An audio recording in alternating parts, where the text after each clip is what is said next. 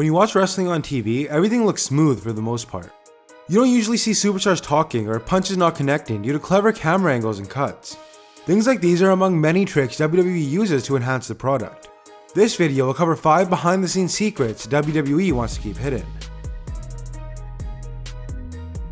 Remember SmackDown before the brand split? Remember how the crowd often sounded way more lively and energetic than they looked? That's because WWE regularly adds fake noise to their taped shows, including SmackDown. Oftentimes, the crowd noise is added during a superstar's entrance, for example, but if you look closely, sometimes the crowd seems uninterested, while a tremendous amount of cheers fill the arena. You'll find that Raw is a much more natural crowd feel, since there isn't much time for editing given that the show is live.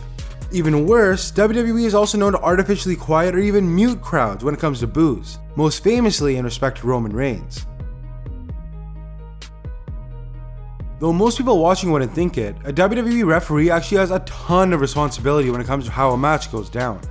Refs have to tell wrestlers when a commercial break is coming up or when the match should end. Referees are given a script before the match so they know what to expect and how the finish will happen, thus they know when to count to 3 and when not to. If something happens off script, the referees are also responsible for relaying on-the-fly adjustments to the wrestlers after receiving instructions through their earpiece, often given by Vince McMahon himself.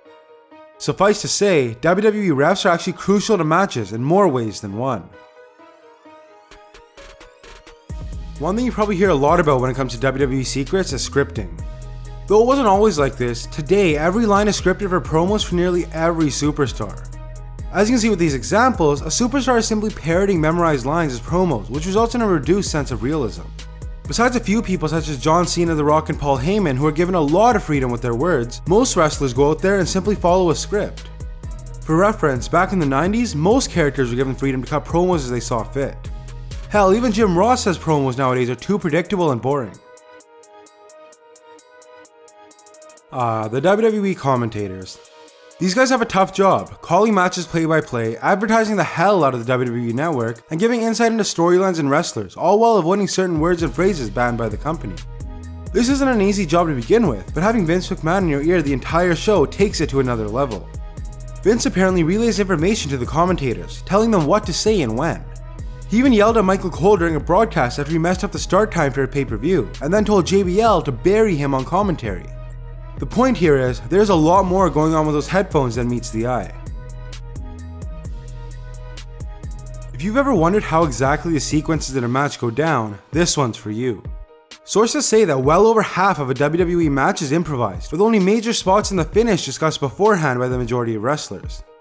Besides rookies and other inexperienced wrestlers who might plan out the match earlier, most bouts have the veteran calling the match and leading the action. The more experienced star will take control and improvise the match as it plays out.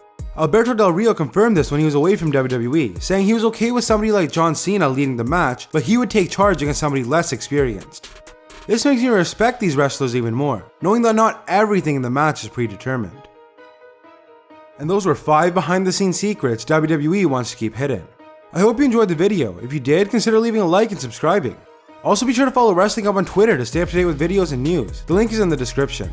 Thanks for watching, and I'll catch you in the next one.